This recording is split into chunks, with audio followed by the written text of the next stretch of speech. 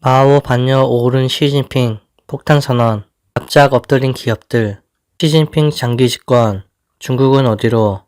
1. 성장에서 분배로 회귀, 선불론에서 공동부유로, 민간기업 독점 안된다, 정치사회주의, 경제자본주의, 투트랙 폐기, 사회주의로 통합, 미국과 패권전쟁에서 승리하자, 휘토류 업체 통합해 국유화, 조선화학사 합병 덩치 키우기, 중국 최대 정치 행사인 공산당 전국 대표회의 당대회가 오는 16일 개막한다. 이번 20차 당대회에선 시진핑 국가주석의 상연임을 확정 짓고 시진핑계 인사들로 권력의 핵심을 채울 것이 확실시되고 있다. 시 주석의 1인 영도 체제를 공식화하는 동시에 중국이 서방 국가들보다 우월한 정치 시스템을 갖고 있다고 주장해온 집단 지도 체제를 폐기할 전망이다. 더불어 시 주석의 아젠다인 공동부유를 경제정책 전면에 내세우면서 사회주의 통제 경제로 회귀도 가속화할 것으로 관측된다. 중국 공산당 중앙위원회는 9일 7차 전체 회의 7중전회를 열고 당 헌법격인 공산당 장정 개정안을 20차 당대회 안건으로 채택했다. 개정안에는 시 주석의 집중 통일 영도를 확립한다는 문구가 들어간 것으로 알려졌다. 총강 서문에 2017년 당 개정 때 추가한 시진핑 신시대 중국 특색 사회주의 사상을 시진핑 사상으로 줄여 마오쩌둥 사상급으로 격상하는 내용도 포함됐다. 이번 당대회에선 향후 5년간 중국을 이끌어갈 지도부를 구성한다. 중앙위원 370여 명, 후보위원 포함 정치국원 25명, 상무위원 7명을 선출한다. 중국 지도부는 시 주석의 5년 연임을 결정하는 동시에 10년 이상 집권하는 토대도 구축할 예정이다. 주석 지지 세력은 미국과의 패권 전쟁을 부각하면서 전쟁 중에 장소를 바꾸지 않는다는 논리를 펴고 있다. 2012년 총서기에 오른 시 주석은 2013년 국가주석에 취임했다. 2018년엔 이연임 10년 임기 제한 헌법을 고쳐 3년임의 길을 텄다. 시 주석이 4년임 하면 덩샤오핑 이후 처음으로 3년임 하는 지도자가 된다. 시 주석이 내세우는 경제정책 공동부유는 다같이 잘 살자는 정책으로 40년 넘게 지속된 개혁개방과 시장경제의 역할을 축소하고 사회주의로 회귀한다는 의미로 받아들여지고 있다. 시 주석이 4년임 하면 중국을 견제하는 미국과의 갈등도 커질 것으로 관측된다. 문희련 중국 정법대 교수는 이번 당대회는 덩샤오핑 시대의 유산을 끝내고 새로운 지도자 체제와 권력 운영 방식을 공식화하는 무대라고 설명했다. 시진핑 공동부유 전면에 정부가 기업 90% 통제. 시진핑 중국 국가주석은 2020년부터 공동부유를 본격적으로 언급하기 시작했다. 공식 기록상으로 2019년 6회에서 2020년 30회로 2021년에는 60회 이상으로 늘었다. 같은 시기 빅테크 대형 정보기술 기업에 대한 전방위 압박, 부동산 정책, 교육 문화산업 규제 등이 쏟아져 나왔다. 중국은 덩샤오핑 이후 상장에 중점을 뒀지만 시진핑 3기부턴 빈부격차 해소 등 분배가 중시될 전망이다. 마오쩌둥 이념으로 복귀. 중국 공산당은 오늘 16일 개막하는 20기 전국 대표대회 20차 당대회에서 시 주석의 대표 정책인 공동부유를 집중 논의할 예정이다. 공산당 중앙정치국은 지난 8월 30일 회의에서 당대회의 주요 의제로 전체 인민 공동부유의 내실 있는 추진을 다룰 것이라고 예고했다. 공동부유의 본질은 분배다. 정치는 사회주의, 경제는 자본주의를 표방했던 중국의 경제도 사회주의로 돌아간다는 의미다. 지도자와 연결해 보면 마오쩌둥의 공부론에서 덩샤오핑의 선부론으로 다시 시진핑의 공동부유론으로 회귀하는 것이다. 시 주석이 마오쩌둥급 지도자로 부상하기 위해 갖춰야 할 사상적인 근거가 공동부유다. 공산당은 소득 격차를 줄이는 1차 분배, 세금과 사회보장 제도를 통한 2차 분배, 부유층과 기업의 자발적 기부를 통한 3차 분배라는 방법론도 제시했다. 알리바바, 텐센트 등 빅테크들이 일제히 수십조 원대 기부에 나서며 납작 엎드린 이유다. 중국 당국은 공동부유가 부자를 죽이는 정책이 아니라고 하고 있다. 하지만 기업가 투자의 우려는 깊어지고 있다. 중국 유럽연합 EU 상공회의소는 최근 연간 보고서에서 중국은 현재 이념이나 경제를 압도하면서 예전의 매력을 상실하고 있다고 지적했다.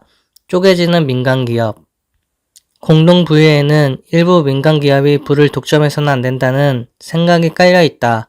이는 필연적으로 국진민퇴, 국유기업이 앞장서고 민간기업은 퇴장한다와 연결된다. 시 주석은 자본의 무질서한 확장을 경계해야 한다며 민간 부문을 줄이겠다는 방침을 밝혀왔다. 민간기업 국유화와 국유기업 대형화는 더욱 속도를 낼 전망이다. 시 주석은 미국과의 일전에 대비하기 위해서라도 기업들을 통합해 덩치를 키워야 한다는 구상을 하고 있다. 기업과 시장에 대한 통제 강화는 사회주의 속성이기도 하다. 중국은 지난해 휘토류 산업을 양대 국유기업 체제로 개편했으며 올해는 철광석 국제거래 전담 기업을 설립했다. 양대 조선사, 양대 화학사의 합병 작업도 진행 중이다. 한 중국 기업인은 시진핑 상기 5년 동안 민간기업 90% 이상이 국가 지배 아래로 들어갈 것이라고 말하기도 했다. 지분 일부나 이사 자리를 국유기업에 헌납하는 식으로 국가의 개입을 공식화할 것이란 설명이다. 현장에서 만나는 중국 기업인은 대부분 이런 의견에 동의한다. 경영은 내가 하지만 소유권은 국가에 있다고 생각하는 게 중국에서 오래 살아남는 길이라는 자조도 나온다. 짧은 동영상 틱톡을 운영하는 바이트댄스는 지난해 이미 지분 1%와 이사 자리를 베이징시 국유기업에 내놨다. 텐센트도 비슷한 조치를 준비하고 있는 것으로 알려졌다.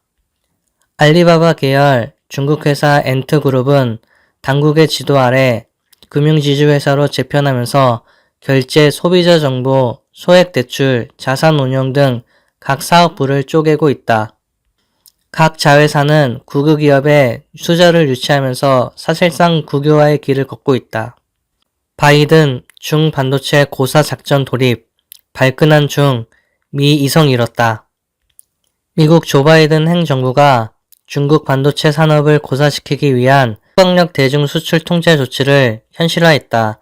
지난 7일 현지 시간 미 상무부가 발표한 반도체 관련 신규 수출 통제 조치는 중국을 정조준했다. 인공지능 AI, 슈퍼컴퓨터 등에 활용되는 고성능 컴퓨팅 연산 반도체뿐만 아니라 D램, 낸드 플래시, 낸드처럼 중국이 수출 경쟁력을 키워온 메모리 분야에서도 첨단 제조 장비 기술 판매를 사실상 금지했다. 미국이 일개 기업이나 장비가 아닌 한 국가의 특정 산업 전반에 대해 수출 통제 조치를 취한 건 이번이 처음이다. 이번 통제 조치는 투트랙으로 전개된다. 상무부는 두 건의 규칙으로 발표된 이번 수출 통제는 중국이 첨단 컴퓨팅 칩을 확보하고 슈퍼컴퓨터와 첨단 반도체를 유지하기 위한 능력을 제한할 것이라고 밝혔다. 중국 내 중생산시설에 판매 불가.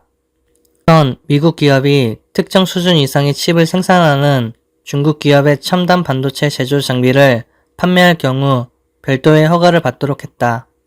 구체적으로 18나노미터 10억분의 1m 이하 D램, 128단 낸드, 핀백 기술 등을 사용한 14나노미터 이하의 이 메모리 반도체를 생산할 수 있는 장비, 기술을 미국 기업이 중국에 판매할 경우 허가를 받도록 했다.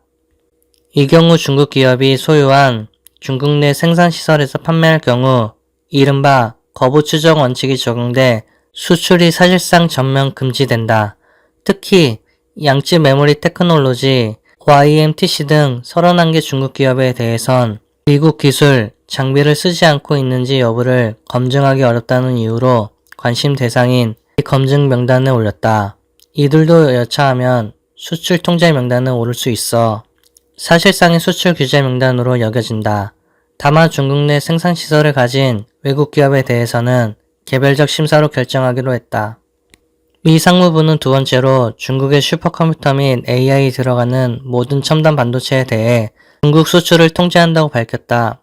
구체적으로 고성능 AI 합성용 칩, 슈퍼컴퓨터용 특정 반도체 칩 등 통제 대상이다. 연산 능력 100 페타플롭스 1초당 1000조 번의 연산 처리가 가능한 컴퓨터 성능 단위 이상의 컴퓨터에 최종 사용되는 모든 제품 등을 수출하려면 미 당국의 허가가 필요하다.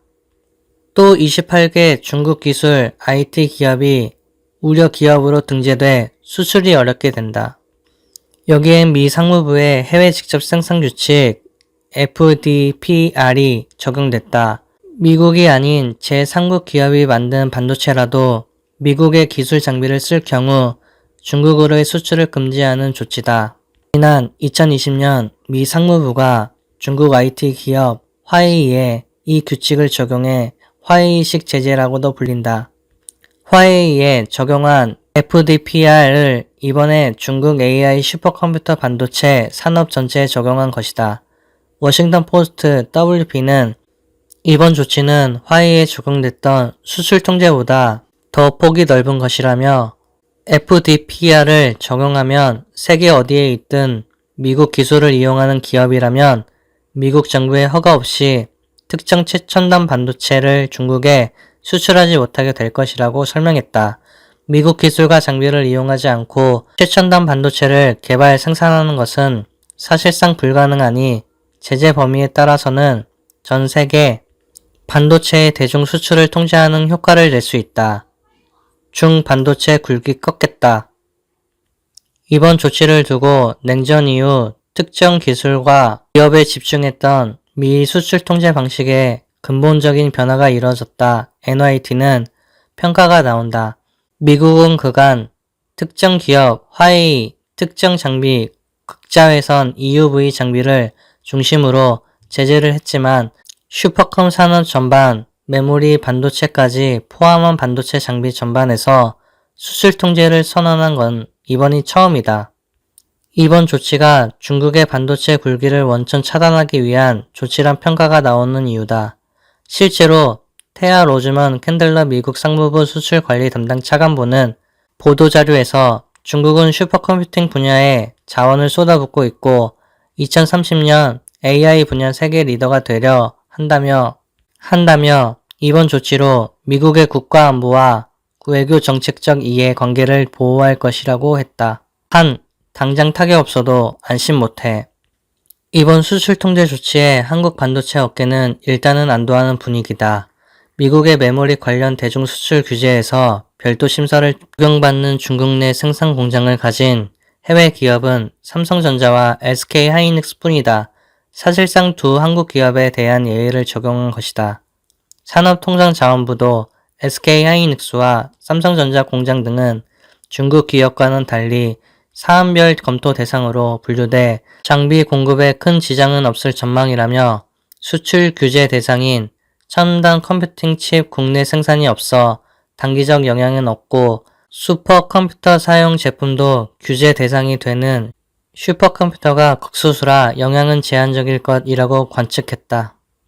하지만 당장 타격이 크지는 않더라도 안심할 수는 없다. 심사를 받아 수출 통제 예외를 적용받을 수 있다고 하더라도 예전보다 절차가 까다롭게 적용될 수 있어서다. 당장 중국 공장의 반도체 장비를 교체하고 공장 규모를 증설하는 것에 제한을 받을 수 있다는 우려가 나온다.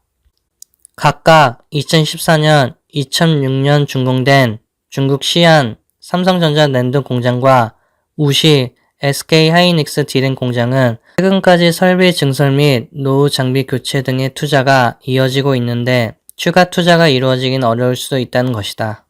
미국이 중국 압박에 공동 전선으로 나서자고 요구할 가능성도 변수다.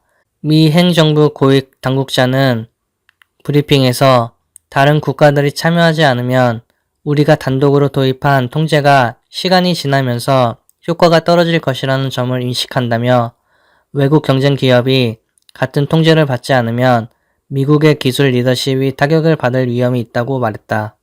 로퍼 마킨 검프의 파트너인 케빈 울프 변호사도 규제 효과의 성공은 동맹국의 독리에 달렸다고 지적했다.